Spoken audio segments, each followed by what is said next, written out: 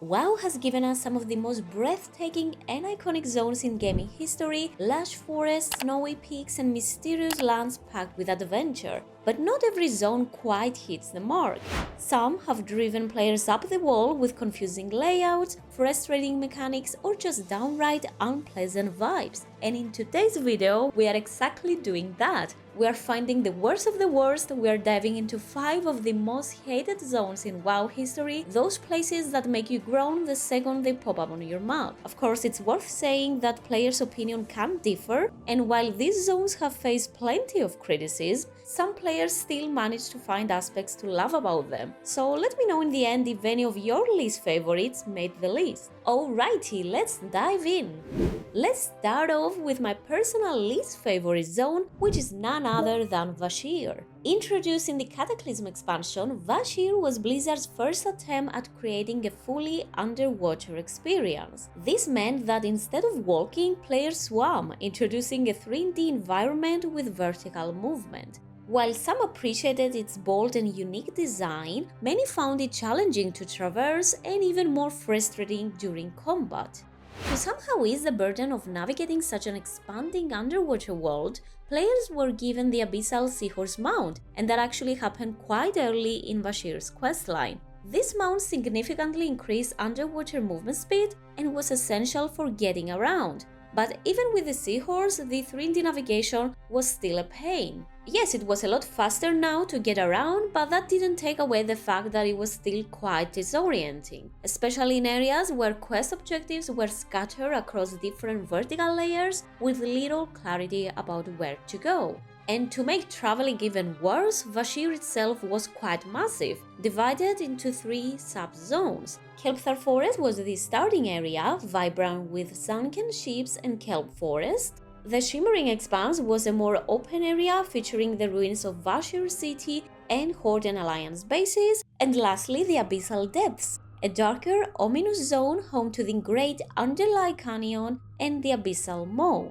Speaking of the Abyssal Maw, or as generally known, the elemental plane of water, it was originally planned as a raid tier to Vashj'ir's storyline. However, the raid was completely scrapped, leaving the zone's narrative incomplete, a decision that disappointed many players who wanted to explore it further. Nevertheless, Vashj'ir's story was quite intriguing. It revolved around the Naga, their dominance over the seas, and their attempts to summon their aquatic old god ally Neptulon.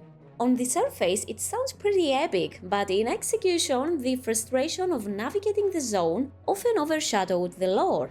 Visually, Vashj'ir is stunning. Its bioluminescent plants, intricate coral formations, and detailed sunken ruins showcase Blizzard's incredible attention to detail. The zone's beauty is undeniable, but sadly it's not enough to outweigh the disorientation and fatigue of underwater mechanics. And ultimately, this led to skipping the zone entirely during leveling, as there was always an alternative, easier path.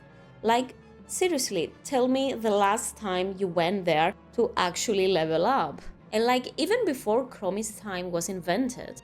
And you can understand that Blizzard as well seemed to take the feedback to heart, as they've never created another fully underwater zone. And it's not like they didn't have the chance. They had the perfect opportunity to do so with Najadar, a zone central to the Naga lore, and it is also widely known that it is actually underwater. But instead of submerging players in yet another underwater world, Blizzard designed Najadar with a clever twist. Queen Azshara used the Tidestone of Golganeth to part the ocean, creating a livable surface for exploration. This design not only preserved the feeling of being in a submerged city, but it also made sure that it didn't bring any of the overwhelming underwater mechanics and navigation issues that typically come with it. Now, this raises an interesting question. Could Blizzard revisit Vashj'ir someday, with their improved zone designs in later expansions, or even a WoW 2.0 overhaul? Could Vashj'ir be reimagined into the epic underwater experience it was meant to be? Let me know in the comments, do you think Vashj'ir was wronged by its time and could thrive with modern design updates? Or is it better left in the depths of Azeroth's history? Alrighty, moving on number 4 on today's list, this time we are going back to Outland, And I'm talking about the Blade's Edge Mountains. Introduced in the Burning Crusade expansion, Blade's Edge was originally a zone designed for level 65 to 68 characters. The splintered mountain peaks, lush valleys, and dusty canyons give it a unique look, but that same jagged terrain makes it one of the most challenging places to navigate. Before flying was a thing, traversing Blade's Edge was an absolute nightmare. Players were forced to rely on narrow pathways and bridges to reach quest objectives, which made every journey feel like an ordeal. Thematically, Blade's Edge fits the harsh and chaotic tone of Outland, but for many, the oppressive spikes and jagged cliffs make the zone visually overwhelming. Its aesthetic is undeniably unique, but the cramped, chaotic design isn't everyone's cup of tea. Furthermore, players found the questing experience here disjointed and tedious, requiring them to crisscross the zone repeatedly. Many quests demanded constant trips up and down the same treacherous cliffs, adding more to the frustration. For most, it felt like a time sink with little payoff. The quests themselves weren't particularly memorable, and the rewards didn't feel worth the effort. To make matters worse, the zone is packed with mobs clustered in tight spaces, making it all too easy to get overwhelmed while traveling or questing. For all its flaws, Blade's Edge isn't without its merits, of course. Its history runs deep, as the zone was once the ancestral home of the ogres, who thrived here long before the Burning Legion or the rise of the Grown. And coming to no surprise, the Grown eventually enslaved the ogres, a dark legacy still evident in the zone as players witness the ongoing struggles between the two species. And therefore, the lore of Blade's Edge is actually steeped in conflict, serving as a battleground for the war between the ogres and their grown overlords. On top of that, the zone plays a key role in WoW's broader story, housing Gruul the Dragon Killer, a vital raid boss tied to the Black Dragonflight and the history of Outland. And the whole atmosphere isn't actually out of place. Its jagged terrain and perilous glyphs may be challenging, but they do reinforce the sense of danger that defines Outland itself. So while Blade's Edge can feel like a slog, it's also a zone with a rich narrative and striking visuals. Love it or hate it, it's an essential place of WoW's history. And with that, let's move on to our next pick, one that's bound to spark some mixed feelings. Zone number 3 takes us to Northrend within one of WoW's fan favorite expansions, Wrath of the Lich King. And that zone is none other than zul'drak. While not universally despised, zul'drak is definitely polarizing. Some players appreciate its unique lore, but others find it dreary, repetitive, and frankly, a bit of a tiresome zone to get through. Let's go over some points as to why this zone made our list and why players, or at least some of the players, dislike zul'drak. For starters, the zone is quite dark, cold, you could say morally grey, with endless troll ruins that barely change as you explore. Compared to the vibrant Grizzly Hills or the lush Sholazar Basin, zul'drak feels visually dull and outright depressing to spend too much time here. Moreover, questing in zul'drak can feel disjointed, with objectives scattered far apart, forcing players to do a lot of backtracking. While there are some cool storylines like the Argent Crusade or the Dracurum Betrayal arc, the zone's layout makes it harder to enjoy them. On top of that, Wrath introduced a lot of vehicle quests, and zul'drak was one of those zones that feature plenty of them. From riding bats to controlling scourge units, and oh man, that abomination quest was quite the worst. These kind of quests usually are slow, clunky, and even sometimes buggy. While they do add variety to the gameplay, they often disrupt the flow, making the zone feel more like a chore, especially for players returning for Loremaster. But in all fairness, zul'drak isn't without its redeeming qualities. For fans of troll lore, zul'drak is a treasure trove. It's one of the few zones that delves into the tragic downfall of the Drakari trolls and their desperate struggle for survival against the Scourge, including sacrificing their own Loa, a grim but fascinating storyline that really adds depth to the zone. Partnering with the Ebonblade and confronting Dracuru in a final showdown stand out as highlights that help redeem the zone, at least lore-wise. After raiding Dracuru in Grizzly Hills only to learn that he was actually betraying his people, we finally get our revenge in zul'drak, but not before the Lich King himself makes an appearance. Watching Arthas coldly dispose of Dracuru is a chilling reminder of his manipulative nature and how little loyalty actually means to him. And let's be honest here, who doesn't want to be praised by the Lich King himself, even if it's all for the wrong reasons? I spare your insignificant life as a reward for this amusing betrayal. There may yet be a shred of potential in you. And if you're thinking, does zul'drak deserve to be labeled one of WoW's most hated zones? Well, while it might not be as universally loathed as places like Vashj'ir or Blade's Edge, its flaws have left enough of an impression to make it divisive, to say the least. With undead trolls, decaying ruins, and a constant sense of doom, zul'drak lacks the charm or variety of any other northern zone. For some, it's a zone rich with lore and atmosphere, for others, it's just a monotonous grind to get through. If, of course, they chose to level up here. Most of the times I never did, I just completely skipped the zone.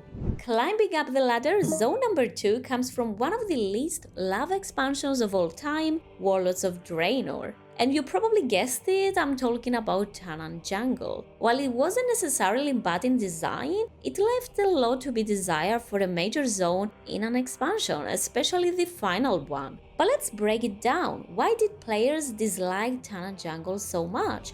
For one, it had a lot of repetitive gameplay. Much of the zone revolved around daily quests and grinding Apexis crystals, which quickly became monotonous. While some players appreciated the addition of rare spawns, treasures, and world events like the Hellbane bosses, it wasn't enough to make the zone feel fresh or engaging for everyone. The lack of variety made the content feel more like a grind than an exciting adventure.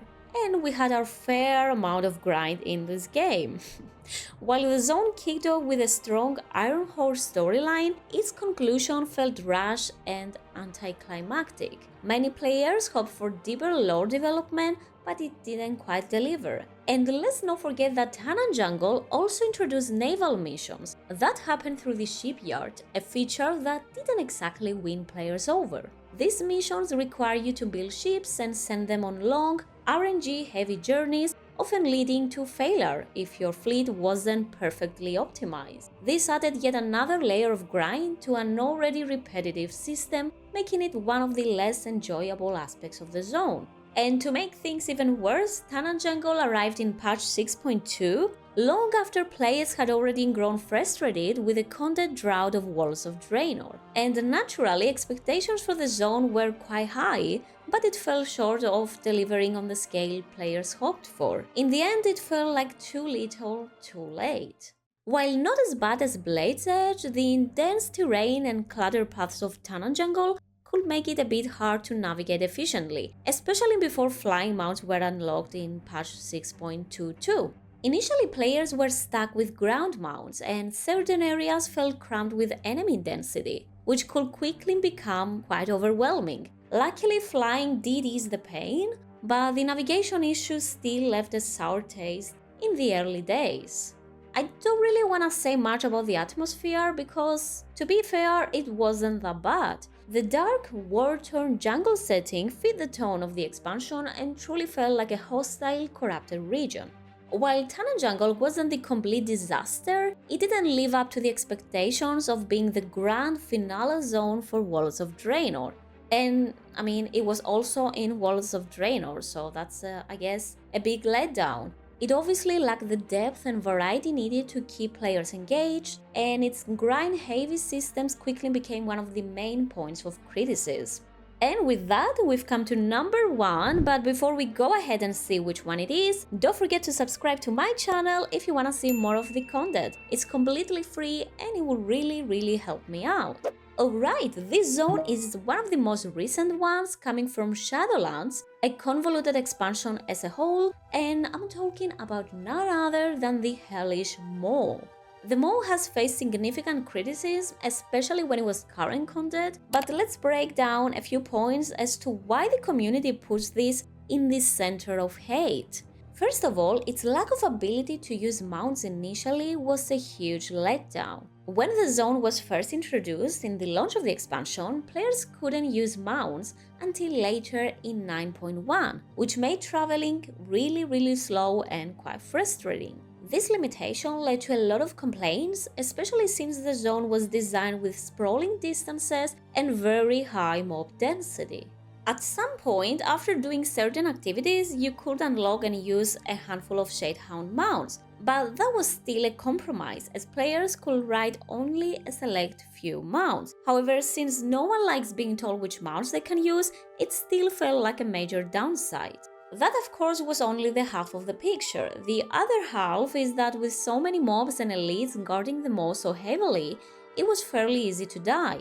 Dying in the mall would res you in a nearby graveyard, but not as a ghost, and the worst part, it meant dropping a portion of your hard-earned Stygia right where you died. And allow me to refresh your memory if you forgot. One of the early grides in Shadowlands was Stygia, a currency used to buy valuable upgrades from Venari. These items not only help you in the mall, but also with progressing through Torghast. Like I said, if you died while in the mall, you will lose 20% of that Stygia, and to recover it, you will have to run back to your corpse through this same punishing environment, avoiding dangerous mobs and mechanics. If you died again because, like I said, you are not a ghost but just a regular you will lose another 20% and you couldn't recover the first 20%. And that also applied if another player killed you, so war mode was basically out of the question, at least for the majority.